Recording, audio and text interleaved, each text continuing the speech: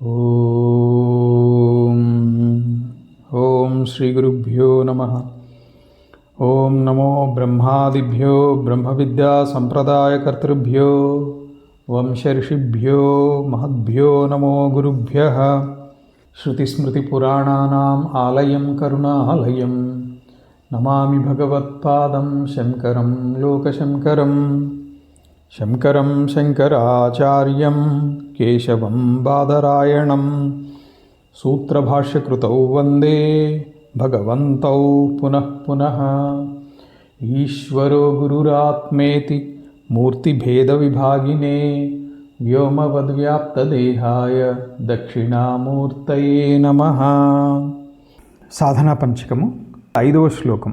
5వ శ్లోకంలో కూడా 8 ఉపదేశాలు ఉన్నాయి. అందుకనే 5 × 8 40 ఉపదేశాలు మొత్తం. 5వ శ్లోకం. ఏకాంతే సుఖమాస్యతాం పరతరే చేతస్సమాధీయతాం పూర్ణాత్మా సుసమీక్ష్యతాం జగదిదం తద్బాధితం దృశ్యతాం ప్రాక్కర్మ ప్రవిలాప్యతాం చితిబలాన్నాప్యుత్తరై శ్లిష్యతాం ప్రారబ్ధం త్విహ భుజ్యతాం అథ పరబ్రహ్మాత్మనా స్థీయతాం. సాధన బాగా కుదరాలి అంటే ఏకాంతంలో సుఖాసనము సుఖంగా ఉండాలి. మనస్సులో కష్టపెట్టుకోకూడదు. మనస్సులో కష్టము సుఖము ఏది రానివద్దు. ప్రశాంతతని అలవాటు చేసుకోవాలి. పరబ్రహ్మమునందు మనస్సును చక్కగా నిలపాలి. పూర్ణాత్మ దర్శనానికి ప్రయత్నం చేస్తూ ఉండాలి. సాక్షాత్కారం అయిన తర్వాత ఎప్పుడూ పూర్ణాత్మ దర్శనమే చేస్తూ ఉండాలి. బ్రహ్మానుభూతిలో ప్రపంచమును మిథ్యగా చూడాలి. సంచిత కర్మలు చక్కగా విలీనం చేయబడాలి. జ్ఞానశక్తి చేత ఆగామి కర్మ నుండి విడిపడాలి. ప్రారబ్ధవశాత్తు ఏదైతే వస్తుందో దాన్ని అనుభవించాలి, స్వీకరించాలి. ఏది ఎలా జరుగుతున్నా కానీ అది ప్రారబ్ధవశాత్తు వస్తుంది. అది ప్రారబ్ధంతో వచ్చింది కాబట్టే దాన్ని అనుభవించాలి. సర్వదా పరబ్రహ్మ స్వరూపంగానే భావించాలి. సర్వమును సర్వదా పరబ్రహ్మ స్వరూపంగా భావించాలి. ఇప్పుడు వీటి వివరణ. మొదటి ఉపదేశం. ఏకాంతే సుఖమాస్యతాం. ఏకాంత స్థానంలో, వివిక్త స్థానంలో, వివిక్త దేశంలో, ప్రశాంత స్థలంలో ఉంటే సాధన బాగా కుదురుతుంది. స్థిరం సుఖమాసనం అని పతంజలి యోగ సూత్రం కూడా చెప్తుంది. సుఖాసనంలో కూర్చుంటే విచారణ చక్కగా జరుగుతుంది. ఏ ఆసనంలో శరీరానికి మరీ శ్రమ లేకుండా కూర్చోగలుగుతాడో అలానే నిద్రపోయేటువంటి స్థితులు కాదు. గోడకు జారగిలు పడిపోయి కూర్చుంటే నిద్ర వస్తుంది. దాన్ని సుఖాసనం అంటారు. అలా శరీరము ఇబ్బంది పడకుండా ఉండగలిగేటువంటి ఆసనం. సుఖంగా కూర్చోవాలి, ఏకాంతంలో కూర్చోవాలి. మనిషి నిజం చెప్పాలంటే ఒంటరిగా ఉండగలడు. ఇది ప్రత్యక్ష అనుభవం కూడా. ఒంటరిగా ఉండగలం. దేహానికి అవసరానికి 24 గంటలు ఇతరుల సాన్నిధ్యమే అవసరం లేదు. మరీ అంతగా అవసరమైతే దగ్గరలో ఉండేటువంటి షాపో, దూరంలో ఉండేటువంటి షాపో ఒకరోజు వెళ్ళామంటే వారం రోజుల వరకు మళ్ళీ ఏం వెతుక్కోక్కర్లేదు. అలా ప్రయత్నం చేసి మరి గుహల్లో ఉండేటువంటి వాళ్ళు, ఏకాంత స్థలాల్లో ఉండేటువంటి వాళ్ళు ఇప్పటికీ ఉన్నారు. హిమాలయాల్లోనూ ఉన్నారు, మన చుట్టుపక్కల ఉన్నారు. ఇక్కడ ఏకాంతము అనంటే ఊరికి దూరంగా ఒకటి అనేటువంటిది తీసుకుంటే అది ఒంటరిగా ఉండటం అవుతుంది. ఏకాంతంగా ఉండటం అంటే మనస్సులో ఇతరమైనటువంటి ఆలోచనలు లేకుండా ఏక అంతము, అంతతః అంటే లోపలి అంతర్ముఖత్వంతో ఉండటం. అప్పుడు నువ్వు 10 మందిలో ఉన్నా ఏకాంతంగా ఉన్నవాడు అవుతావు. లేదు, ఒక అడవిలోకి వెళ్ళి గుహలో కూర్చుని అక్కడ సమాజం గురించో గడిచిన విషయాల గురించి ఆలోచిస్తూ కూర్చుంటే అది ఒంటరితనం అవుతుందే కానీ ఏకాంతం అయితే కాదు. ఏకాంతే సుఖమాస్యతాం అంటే నీలో నువ్వు సుఖంగా ఆత్మరతుడై ఉండాలి. తనలో తాను తృప్తుడై ఉండాలి. దానికి అనుగుణమైనటువంటి ప్రశాంత స్థలము ఉంటే విఘ్నం కలగకుండా ఉంటుంది ఏకాంతతకి. అది బయట వాతావరణము ఉండాలి, అలాగే అంతరంగంలో కూడా అటువంటి వాతావరణానికి, దానికి తగినటువంటి వాతావరణాన్ని మనకి మనమే డెవలప్ చేసుకోవాలి సాధనతోటి. రెండవ ఉపదేశం పరతరే చేత సమాధీయతాం.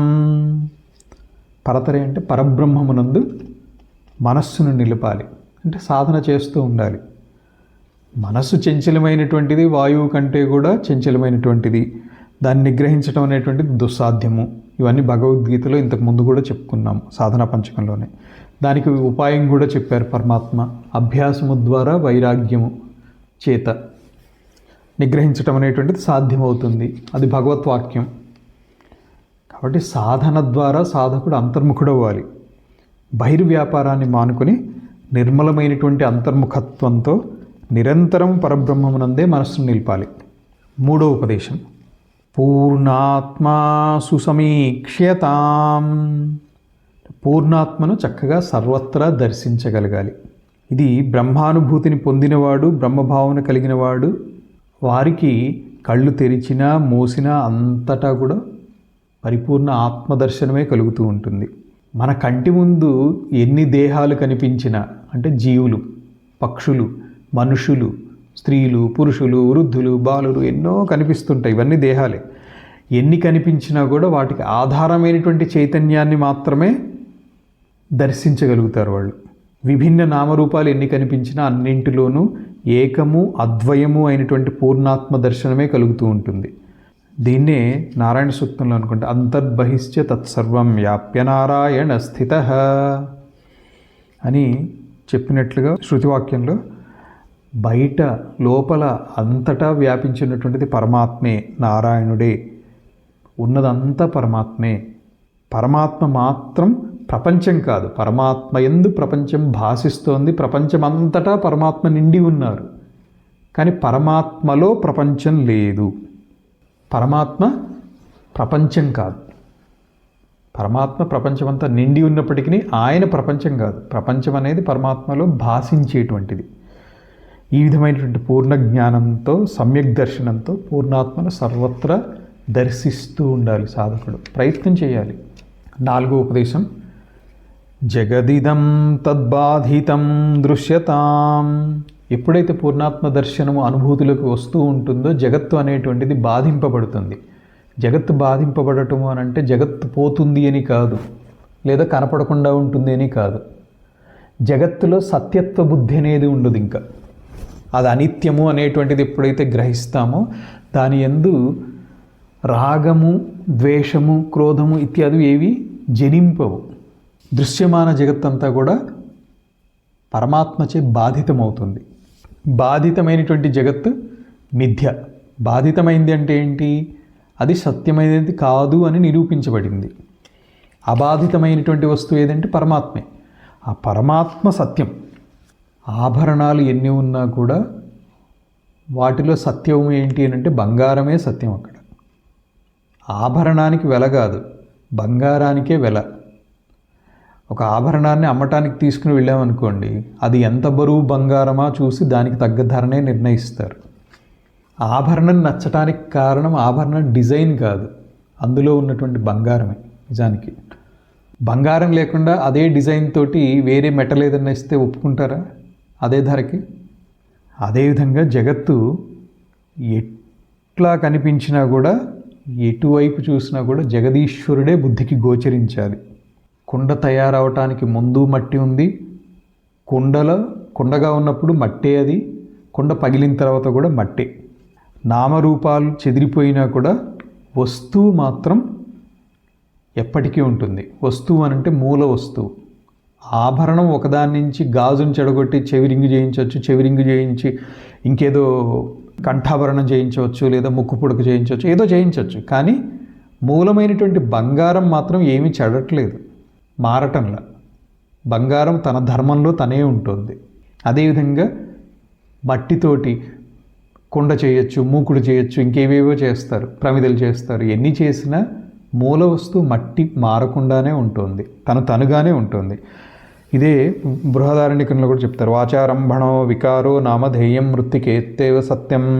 ఈ కుండ లేదా ఆభరణము, అలాగే జగత్తు, ఇవన్నీ కూడా నామము, రూపము, ఇవంతా మిథ్య. సత్యమైనటువంటిది వాటికి ఆధారమైనటువంటి మట్టి లేదా బంగారము. అలాగే జగత్తు అంటే జగత్తుకు ఆధారభూతమైనటువంటిది పరమాత్మ, అదే సత్యం. జగత్తు బాధితమవుతుంది, కుండ బాధితమవుతుంది, ఆభరణం బాధితమవుతుంది. కానీ బంగారం బాధితమవుదు, మట్టి బాధితమవుదు, పరమాత్మ బాధితం కాదు.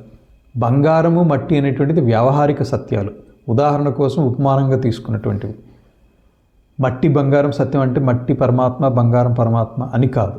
ఈ విధంగా జగత్ అనేటువంటిది బాధితము, పరమాత్మ అనేటువంటిది సత్యం అనేటువంటిది గ్రహించాలి.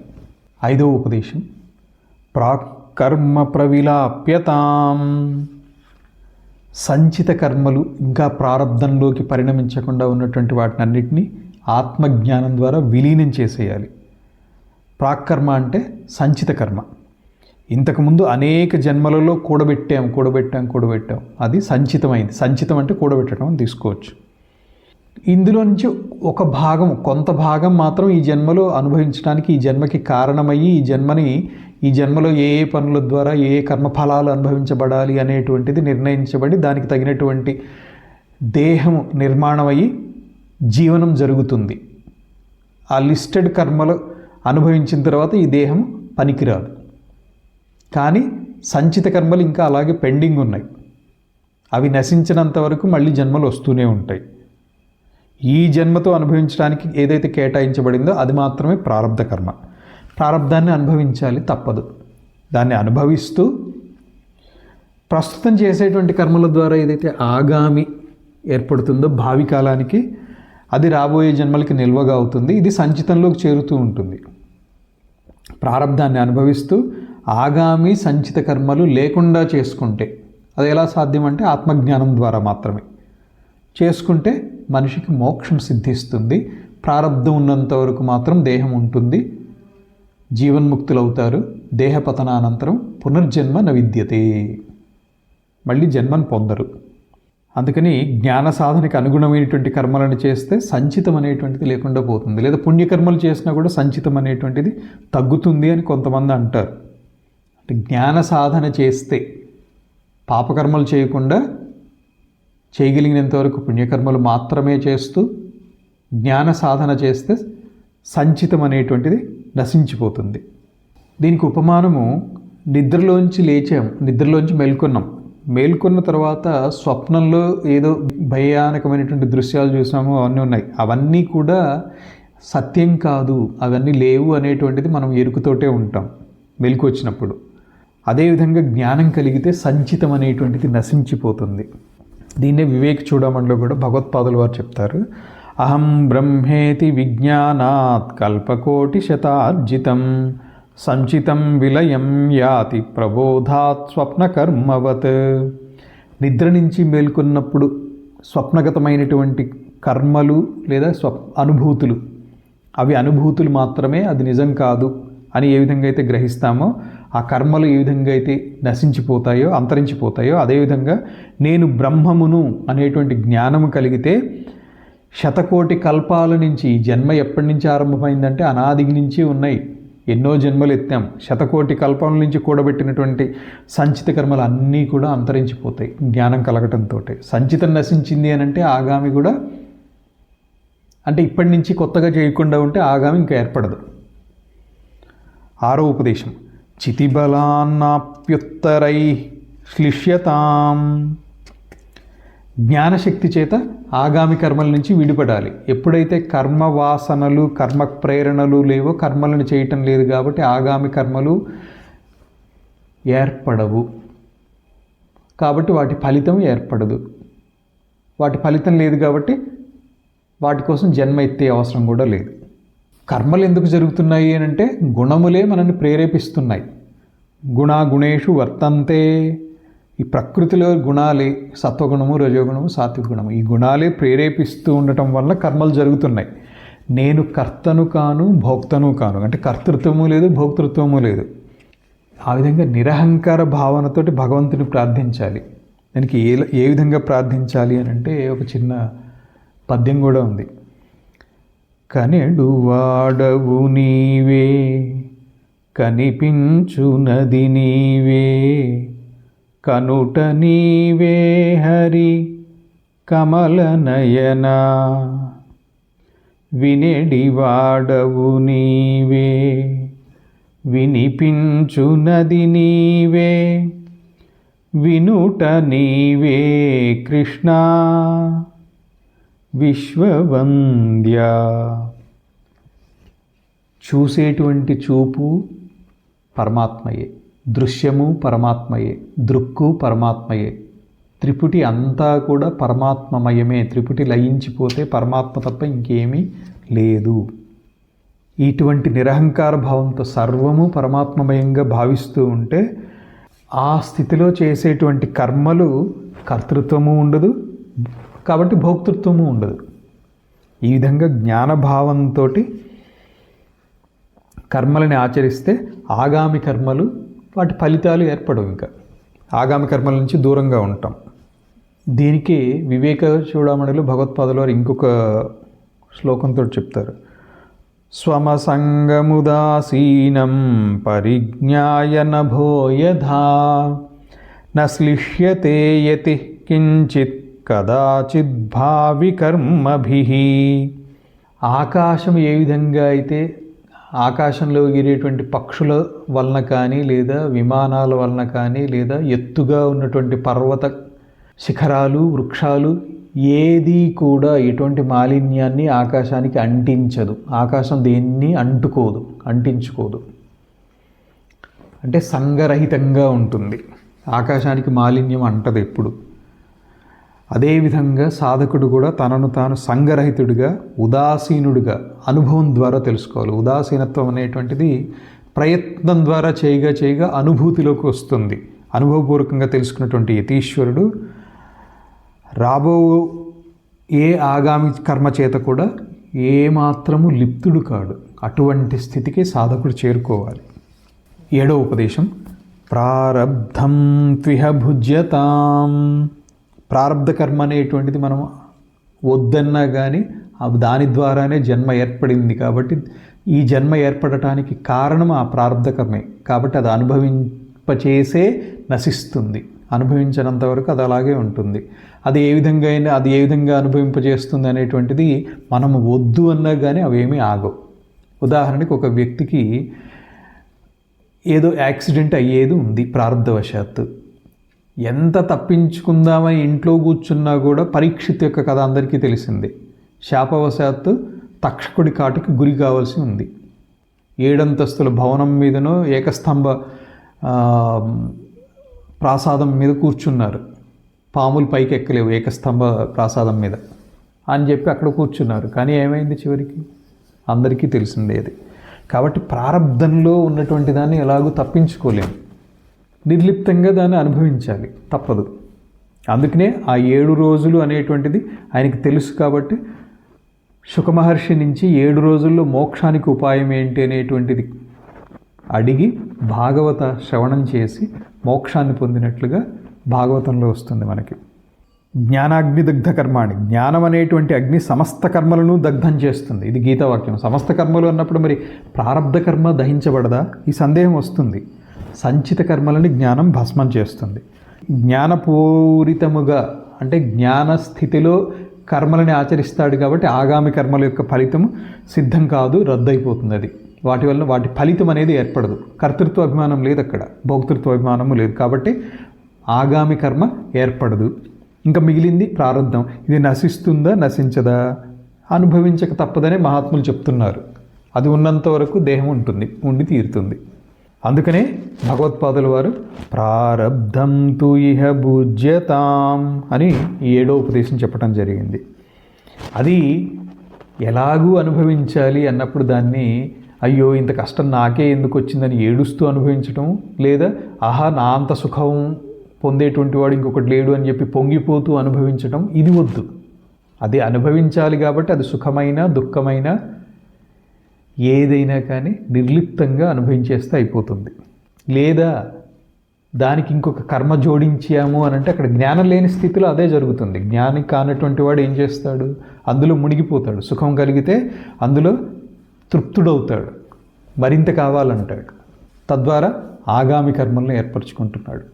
అందుకని సాధన ద్వారా ప్రారబ్ధాన్ని నిర్లిప్తంగా అనుభవించడం అనేటువంటి అలవాటు చేసుకోవాలి. ఇది మనం ఎంత అనుకున్నా కానీ మన ప్రయత్నం ఉండాలి. కానీ మన ప్రయత్నంతో సిద్ధిస్తుంది అని మాత్రం అనుకోవద్దు.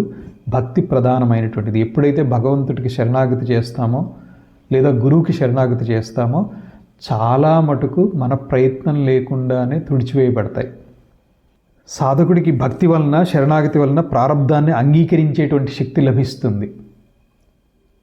తీవ్రమైనటువంటి రోగం వచ్చినా కూడా ఇది నా ప్రారబ్ధంలో పాపం చేసిన పాపానికి ఫలితంగా వచ్చింది అని దాన్ని అనుభవించేస్తాడు. ఎటువంటి బాధ ఉండదు.